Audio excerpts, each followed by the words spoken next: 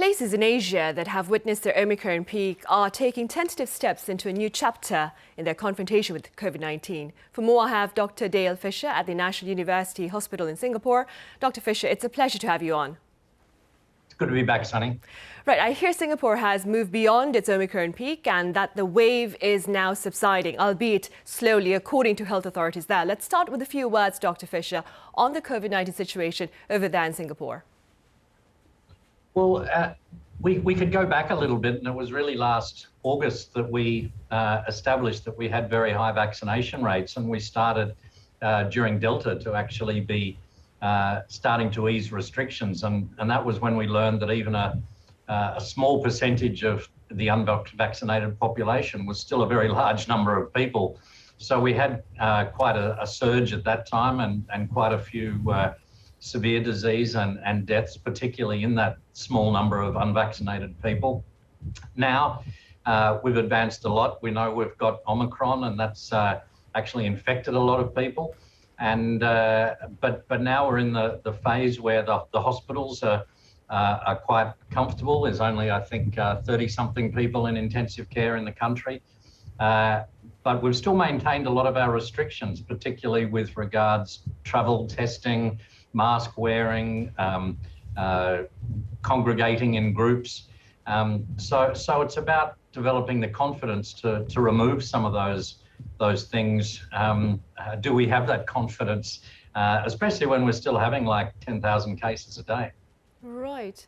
Dr. Fisher, you touched upon the importance of vaccination. Having said that, then, what are your thoughts on the need for booster shots for those aged 12 to 17, which have recently been recommended by authorities there in Singapore, as well as here in Korea? Look, I think the biggest advantage in boosters is really in stopping severe disease. I really don't think we see a great benefit in stopping transmission with these vaccines. And obviously the biggest benefit, since we're focusing on severe disease, is in the vulnerable.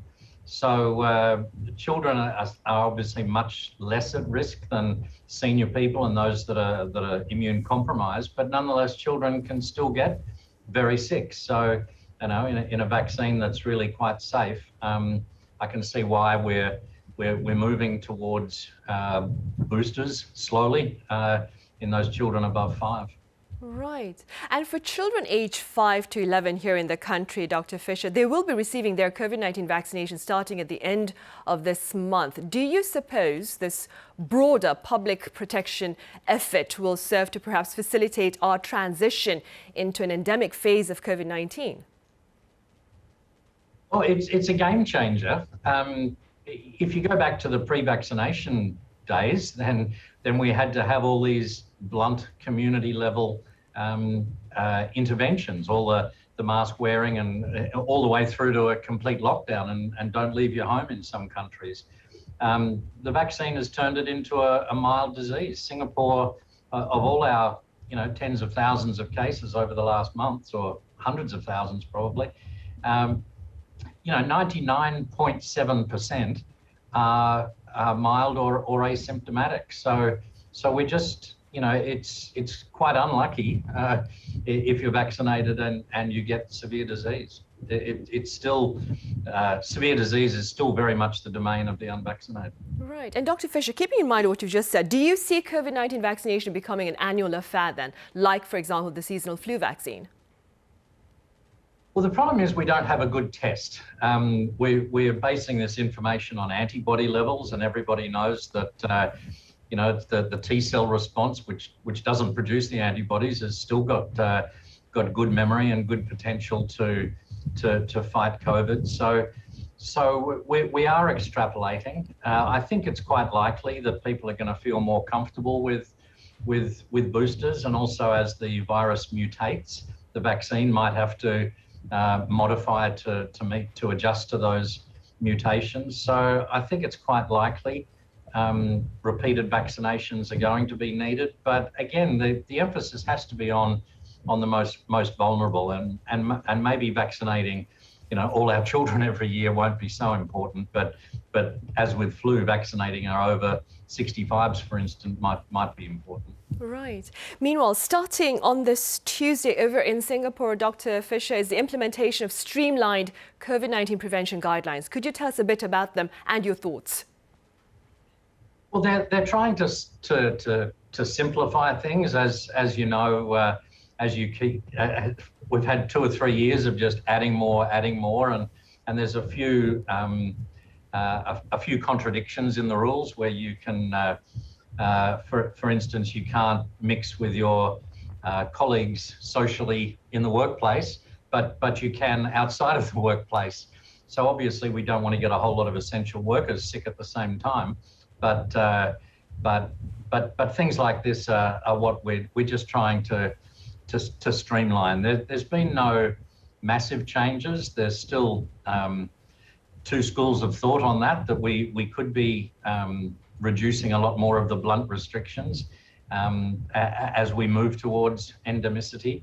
But yeah, they're not doing that yet. This is just about more of a tidy up, I think. Right. And finally, I understand this may be a tough question, but Dr. Fisher, do you believe this Omicron wave will be the final challenge posed by COVID-19, or do you foresee the emergence perhaps of new variants that may serve to further disrupt our daily activities?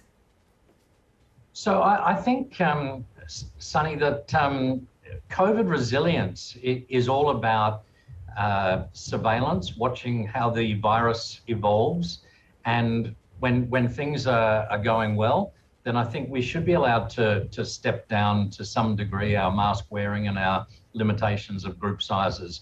But by the same token, we need to be ready as a community, and the health authorities and communities all over the world need to establish, maintain or re-establish the trust, the faith in the system, so that if we need to reintroduce measures, and it might be everyone turn your phone apps on, we're going to have to start scanning QR codes again, and we will need to have that community level response for future variants, for whole new viruses altogether. But I think this engagement with communities is really critical, so that people understand where we are, and if there's a change, then hey, we know the drill. Let's get back in and fight it as a community. So I think that's where we should be looking now, is how to become resilient, which may mean at times a broad community response to something new.